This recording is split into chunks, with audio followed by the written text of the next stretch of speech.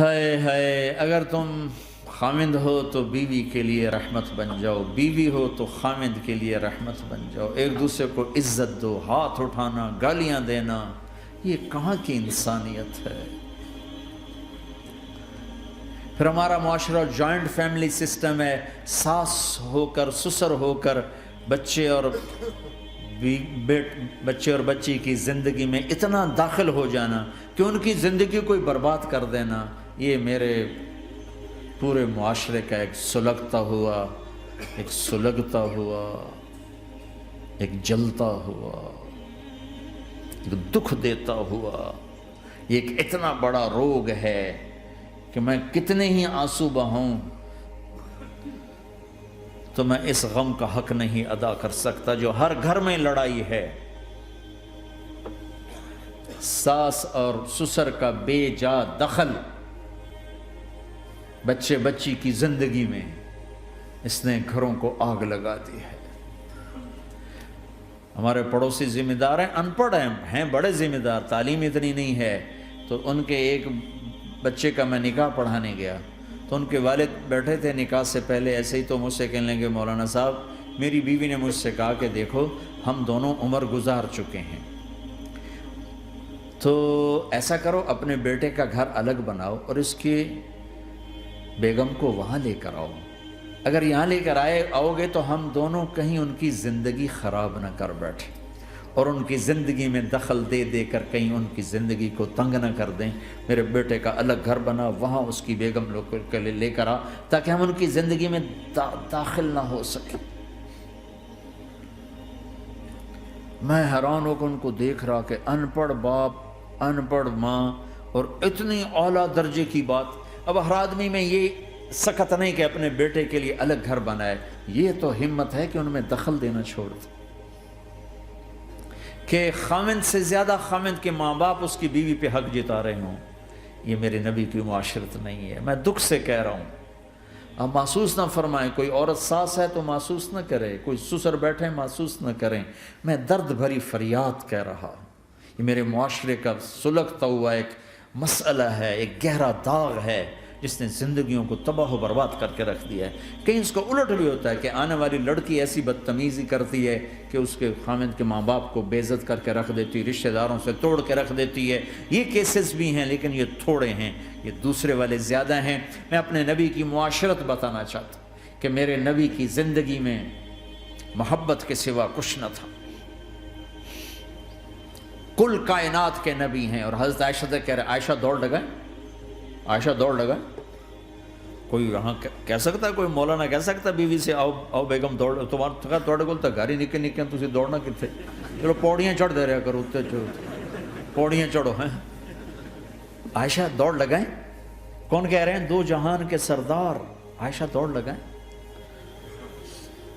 تمہاری تو بزرگی فوت ہو جائے۔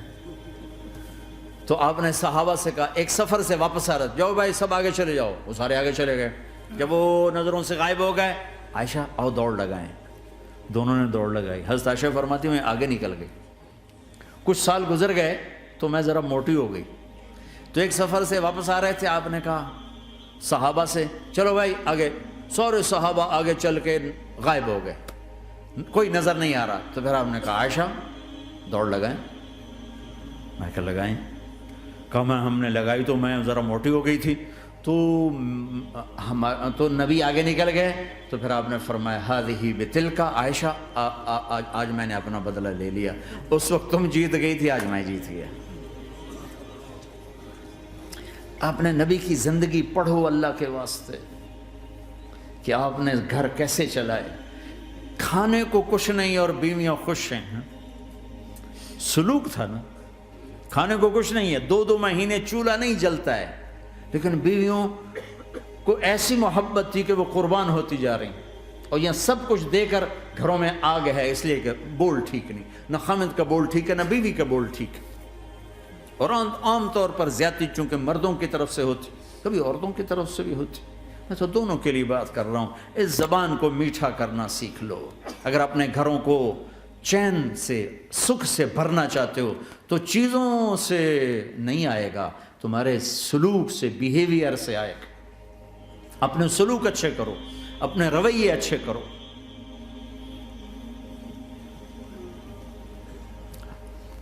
مسجد نبوی میں حبشہ کے لوگ، ایتھوپیا، وہ کر رہے تھے چھوٹے چھوٹے خنجر، اس کے ساتھ نا وہ رقص کر رہے تھے۔ تو حضرت عائشہ کے کان میں آواز پڑے کہ یا رسول اللہ میں نے دیکھنا ہے۔ تو کوئی ہمارے ایسا ہوتا کہتا تو لایا نہیں کرتی، فضول کام دیکھتی، تو نبی کی بیوی کو چل بیٹھ قرآن پڑھ، چل مصلی پہ بیٹھ جا، چل تسبیح پڑھ۔ تجھے خیال کیسے آیا، دنیا میں دین مٹ رہا ہے، تمہیں خیال کیسے آیا کہ تو تماشا دیکھتی ہے؟ آپ نے کہا آؤ دیکھتے ہیں۔ خود آپ دروازے میں کھڑے ہو گئے اور عائشہ کو پیچھے کھڑا کر لیا۔ عائشہ رضی اللہ فرماتی میں آپ کے پردے میں کھڑی ہو کر میں دیکھتی رہی یہاں تک کہ آپ تھک گئے، ہمارے نبی تھک گئے، اور تھک کے نا کبھی یوں ہو جاتے، یوں ہو جاتے، ایک پاؤں کا سارا پھر کہنے لگے عائشہ بس نہ کریں۔ میں نے کہا نہیں ابھی میرا دل نہیں بھرا۔ کہا اچھا ٹھیک ہے۔ پھر کبھی یوں ہو رہے ہیں، کبھی یوں ہو رہے ہیں، کبھی یوں ہو رہے ہیں، کبھی یوں ہو رہے ہیں۔ حضرت عائشہ کہتے ہیں جب میں نے کہا بس، پھر آپ واپس آ گئے۔ یہ میرے نبی کی زندگی ہے۔ تم لان تان سے زندگی بنانا چاہتے، ساس سسر بہو پر بیٹے سے بھی زیادہ حق جتانا چاہتے۔ یہ عام معاشرے کی بات بتا رہا ہوں کہ بہت تباہی ہے۔ میں تو مسائل سن میں نے تو اب اس دفعہ یہ ارادہ ہے کہ اب میں فون چھوڑ دوں گا، نہیں رکھوں گا، کہ میرے اندر ہمت ہی نہیں رہی کہ میں گھروں کے مسائل، میرا کلیجہ پھٹنے کو ہو۔ ایسے ظلم ہیں، ایسے ظلم ہیں۔ ہمارا سسرالی معاشرہ بڑا ظالم ہے، بڑا ظالم، 99.99% ظلم ہے۔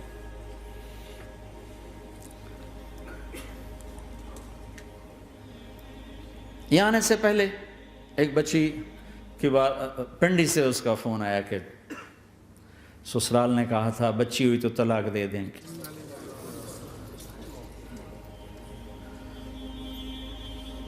بچی ہو گئی، میں نے ہاتھ جوڑے، پاؤں پکڑے، میرا کیا قصور ہے، اللہ کی تقدیر ہے۔ طلاق دے دی، نکال دیا گھر سے۔ حج میں 2 بچی ساتھ تھے ابھی میرے حج میں، تو 22-23 سال کا بچہ تھا، اتنی سال کی بچی تھی، تو وہ میرے ساتھ حج میں اکٹھے تھے۔ تو ہم عرفات میں تھے، تو وہ بچہ میرے پاس آ گیا اور کہا بس مولانا میں اپنے گھر سے بڑا تنگ ہوں اور میں نے فیصلہ کیا میں جاتے اپنی بیوی کو طلاق دے دوں گا۔ میں نے کہا شادی کتنا عرصہ؟ کا 3 سال۔ میں نے کہا بیٹا ایسا نہ کرو، میں جب حج سے ہم واپس جائیں گے نا عزیزیہ میں، تو تم دونوں میاں بیوی میرے پاس آنا۔ تو ہم جب واپس گئے تو میں نے پہلے اس کی بچی کو بلایا اور وہ خود ہی ملنے آ گئے کہ میرے کچھ مسائل ہیں۔ پھر اس نے بیچارے نے اپنا دکھڑا شروع کیا، تو کہا جی 1 سال بچہ نہیں ہوا تو میری ساس نے مجھے اتنا ذلیل کیا سسرال نے، یہ تو بانجھ ہے، یہ تو بانجھ ہے، اس کا تو ہونا ہی نہیں ہے، اور اتنے تانے کہ میرے ماں باپ بھی رو برا حال، میرا رو برا حال۔ پھر آخر یہ ہوا کہ چلو میڈیکلی دیکھا جائے، ٹیسٹ کیا گیا تو فالٹ بچے میں نکلا، میں تو کلیئر تھی، تو پھر میری ساس کی ٹیپ بدل گئی۔ تو تقدیر ہے، تقدیر میں لکھا تھا ایسے ہی، تقدیر ہے، اب تقدیر آ گئی، اللہ کی رضا پہ پہلے اس کو ذلیل کیا ہوا تھا، اور جب بیٹے میں فالٹ نکلا تو اب یہ تو تقدیر ہے، تو اللہ کی رضا پہ راضی ہو جائے۔ یہ چھوٹے چھوٹے مسائل۔ جب میں نے تھوڑی سی ان سے سٹنگ کی تو ابھی میں اس سے فون سے ان ٹچ ہوں کہ کہیں یہ پھر بے وقوفی نہ کر بیٹھ۔ کہا مولانا ہمارا گھر سکھی ہو گیا پر ماں باپ دونوں ناراض ہو گئے۔ میں نے ان کی ناراضگی کی فکر نہ کر، انہیں راضی کرنا تیرے ذمے، تیری بیوی کے ذمے نہیں ہے، تو اپنا حسن سلوک باقی رکھ۔ اس حد تک یہ ہمارے گھروں میں جو نہ جاننے کی وجہ سے دیکھو تمہارے یہاں ٹریفک کا سسٹم کتنا اچھا ہے، 10,000 گاڑیاں چل رہی ہوں، ٹریفک بلاک نہیں ہوتی، چل رہی ہوتی، چونکہ ہر آدمی اپنی لائن میں چل رہا ہے۔ اور ہمارے پاکستان میں 10 گاڑیاں کٹھی ہو کے سر پھنسا کے کھڑی ہو جاتی ہیں، ساری رات کھلوتے رہتے ہیں، راہ نہیں دیں، کھلوتے ہیں کئی دفعہ او تو ہٹ او تو ہٹ او تو پیچھے ہو 200 گاڑیاں ادھر 200 ادھر. یہ چونکہ میں روز سڑکوں پہ چلتا ہوں, روز یہ تماشا دیکھتا ہوں. اگر تم اپنی لائن میں رہو تو کوئی فساد ہی نہیں. جب تم اپنا بیریئر کراس کرتے ہو پھر فساد شروع ہو جاتا.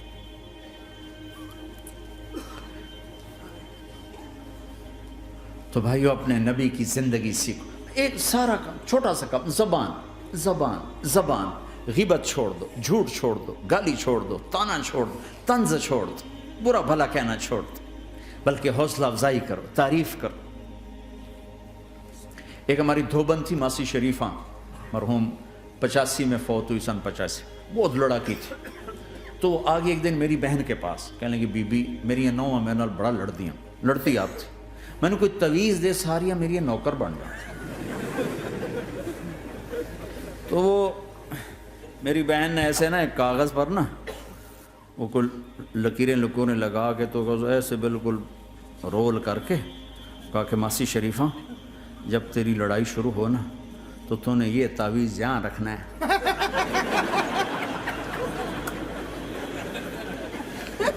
اور اس کو گرنے نہیں دینا. اگر یہ گر گیا تو بڑا فساد ہو جائے گا. اب کیا چکر تھا, چپ کرانا تھا اس کو, لڑائی تو ساری اس کی تھی.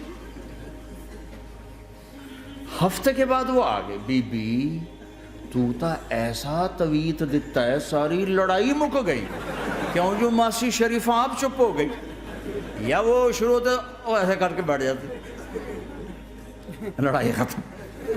تو میں سب کو یہ تعویذ دے کے جا رہا ہوں, جب تمہاری لڑائی شروع ہو تعویذ یہاں رکھ لینا, بولنا نہیں.